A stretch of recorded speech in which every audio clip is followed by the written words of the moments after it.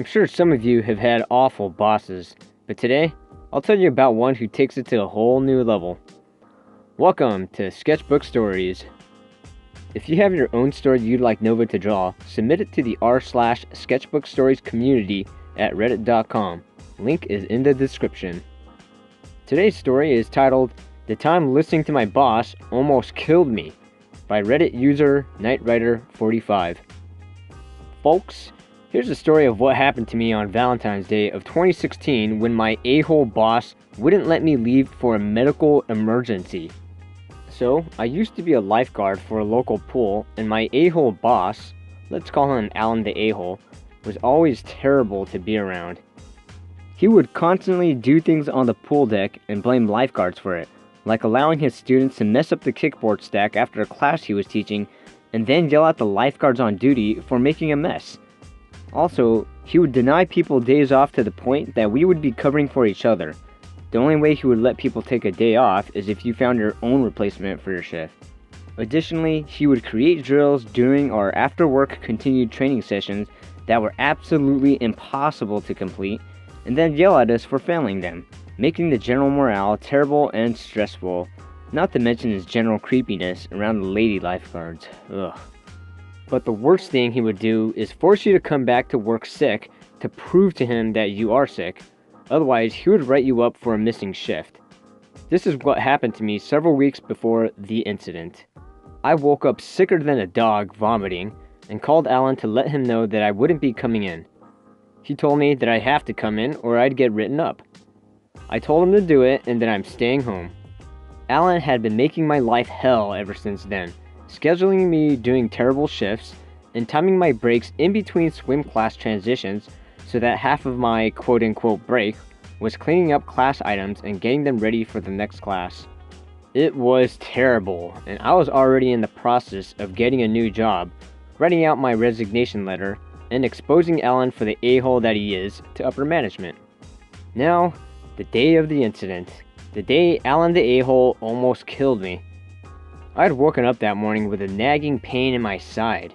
It wasn't too much, but it was enough that I took a Tylenol before leaving for my shift at the pool.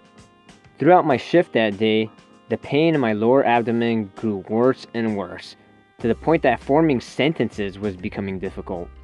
Then it happened.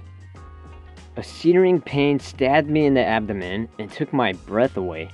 I collapsed to the ground and lay there for a moment, half in shock and half embarrassed. Alan was on the other side of the pool and yelled out, "OP, what are you doing? No running, you should know better." He thought that I had slipped and fallen. That was not the case. Alan got out of the pool and walked over to me fuming mad that I was ignoring him. But the truth was, I was in so much pain that I couldn't speak. He started in on me and said I was being overly dramatic and my slip wasn't that bad. Finally, I caught my breath enough to say, "Alan, something is wrong. I need to leave.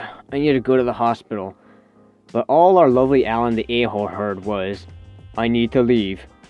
He then put me on absolute blast, saying that I just want to get out of work because it's Valentine's Day, he can see right through this act, etc., etc. He then said he would write me up if I leave, and because it would be my third write-up, I would have a meeting with our facility manager about a personal improvement plan. Something in me just snapped. So I said, "Okay, Alan, I'll stay. I'll do what I can." And so I began doing what little I could in between the waves of searing, hot poker, sharp dagger pain. 3 hours passed, slowly, and in somewhat of a blur, but I did remember Alan bickering at me that I was overreacting and being so dramatic here and there. He berated me for walking over hunched and moving so slowly. He kept nagging and laughing and talking about me to patrons at the pool like I was this outcast and he was the cool kid giving the scoop on the new girl. Alan was gossiping about me to swimmers in the pool, right in front of me. I just ignored him and focused on functioning.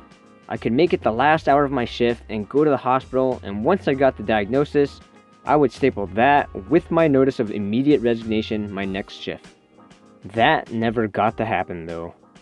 I stood up to get out of the lifeguard chair, and everything went black.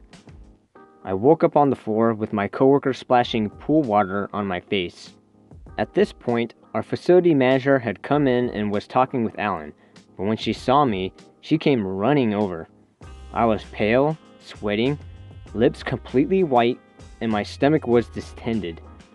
Facility manager, let's call her Anita the Awesome, called for an ambulance. Long story short, I got to the ER and it turned out I had a ruptured ectopic pregnancy. A pregnancy that implants into the fallopian tube rather than the uterus, and in this case outgrowing the small tube and tearing it apart. And I was bleeding out internally from the trauma.